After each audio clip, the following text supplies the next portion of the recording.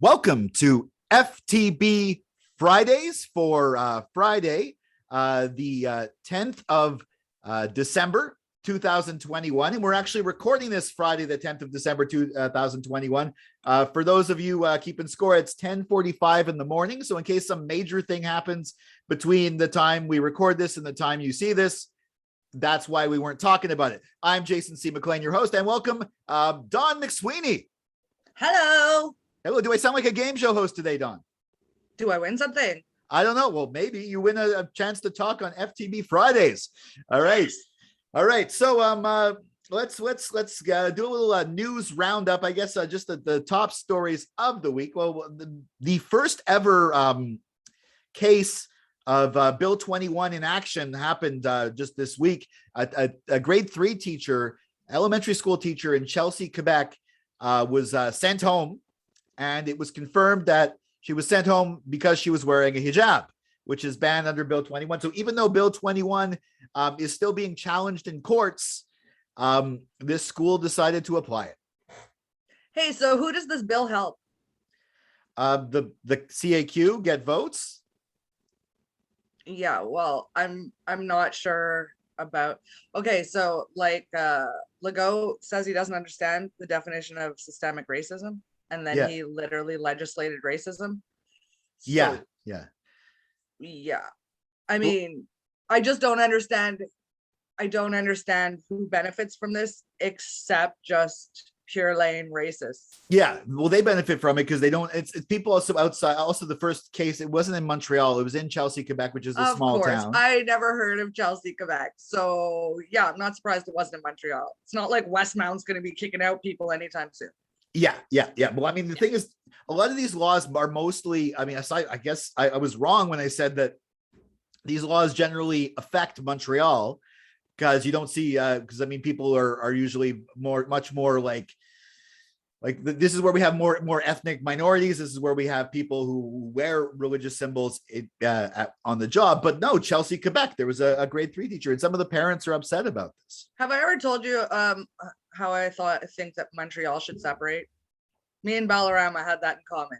Yeah, you did. Well, Ballarama didn't win though, but just saying, it's a seed that's been planted in the minds of many, because I don't understand why we have our laws in an open and global city like Montreal dictated by people who don't live on the island and who don't have any connection with actual city life, Montreal life, multicultural life.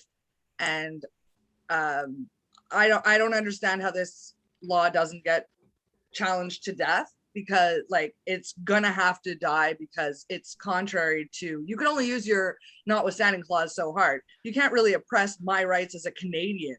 Yeah, well, the thing is, I think the smartest way is to appeal to the Quebec Superior Court, because the notwithstanding clause is federal. It's baked into the law, but it's federal. But it's got to have limitations, man.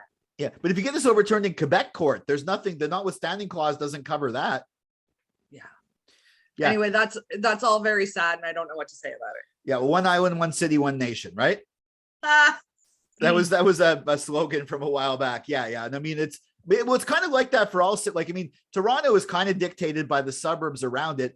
But I guess the thing is, it's the voting base. Like the CAQ got elected with like 2 seats on the island of Montreal. I mean, without those 2 seats, they'd still have a majority. They found it's the Duplessis. It's the Maurice Duplessis. Yeah, it's a loophole, and it's ridiculous because it obviously doesn't align with our point of view and our vision of the future and our values as city dwellers here. I think we've made that clear by not voting them in. So to then have them be able to dictate our policies is problematic and really speaks to the fact that this isn't an adequate democracy in a lot of ways. Yeah, true.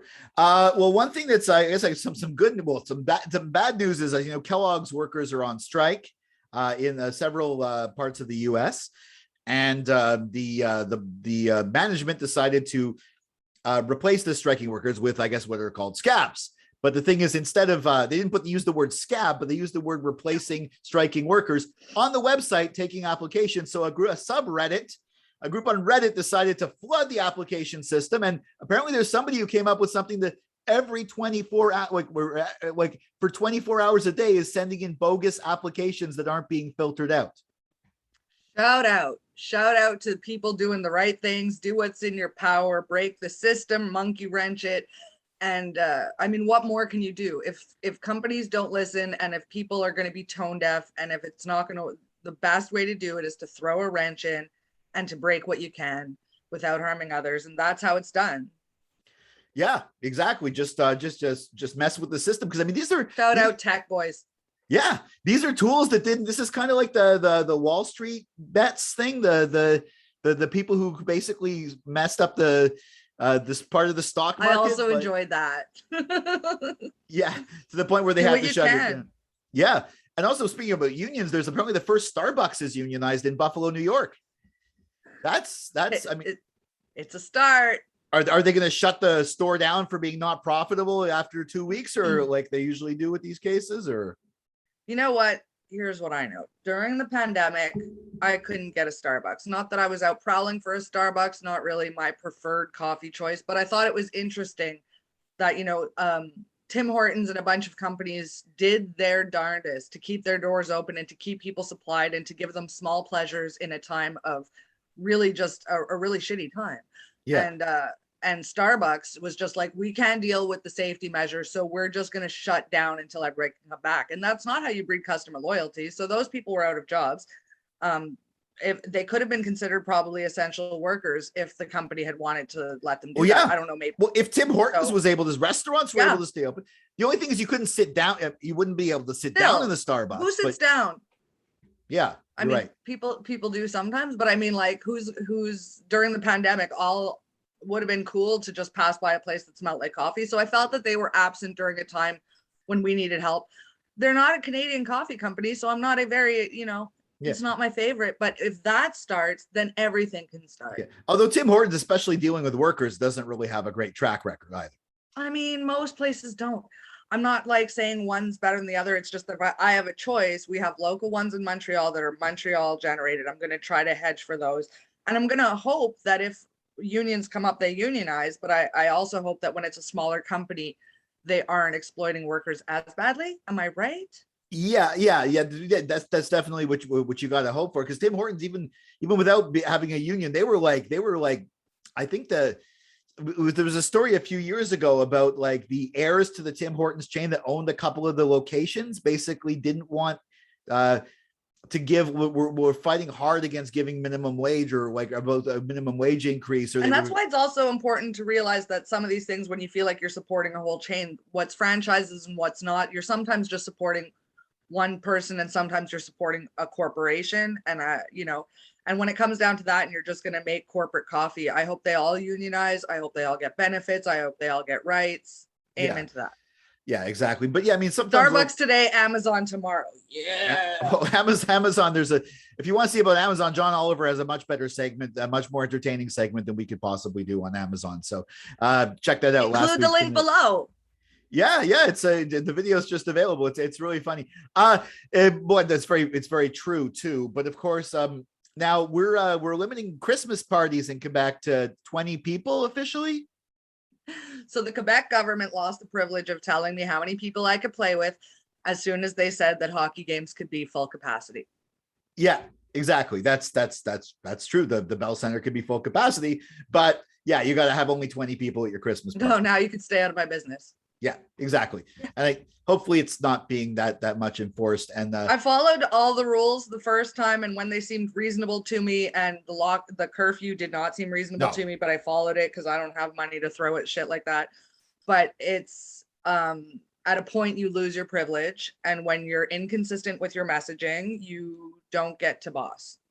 Yeah, exactly. That's true. And you wanted to go on a little Legault rant, things that it's only a short Legault rant, but it's like all these things that we covered are about how Legault is tone deaf and it's not a good scene. And specifically on the Bill 21, I understand my white privilege getting to wear a bindi and generally not having to deal with more than some aggro people asking me questions, but it's just, I don't understand how in modern day we're busy worrying about everybody's rights, everybody's privileges, everybody's boundaries, everybody, and to say that this could come in from left field and we're just going to ignore the fact that this absolutely tone deaf Bill 21 is really still here and is really being applied. It boggles my whole mind. It's the definition of systemic racism. It's my whole mind is blown and I'm mad.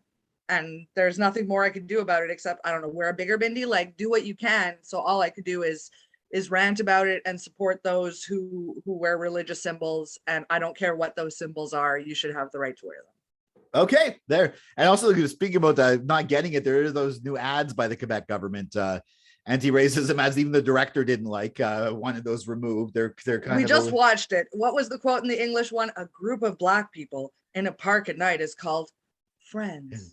Or in the French one, des amis québécois. They must be Quebecois though. I like how that flipped. They're not just friends. They're Quebec friends. Yeah, they're Quebec. Outside, if you go outside of Quebec, these people don't talk to each other. Just, when you're so backwards and racist already, and you try to then turn it around and be like, here's our anti-racism messaging. Of course, it's going to be off. You don't understand. Like, it's tone deaf. I'm sure that there was nobody of color on that board who made that. Probably not. Yeah. Well, the director was, but then the director was basically overruled, and the director said that they didn't want the ads to. They wanted the Quebec government to pull them. You know what I want to see is an ad with a woman in a hijab, and they say, "What's a woman in a hijab called?" And it says, "A teacher." That would be, when the Quebec Solidaire, some other party could come up with ads like that and run again, because there's going to be there's an election year next year in Quebec. Oh, I'm excited. Yes. All right. Well, I'm excited too, and I'm excited for the weekend. I hope you have. Thank Don. People can follow you on Twitter at Instagram. Follow me at Jason C. McLean, and you can give us smash that like button, share, and subscribe on YouTube. Get notifications on Facebook, like and share. Follow us on Twitter at Forget the Box, Instagram too. And for check out the Android app, the iOS one's coming soon. And for daily content, of course, keep it tuned to forgetthebox.net. We'll catch you next time for another FTB Friday.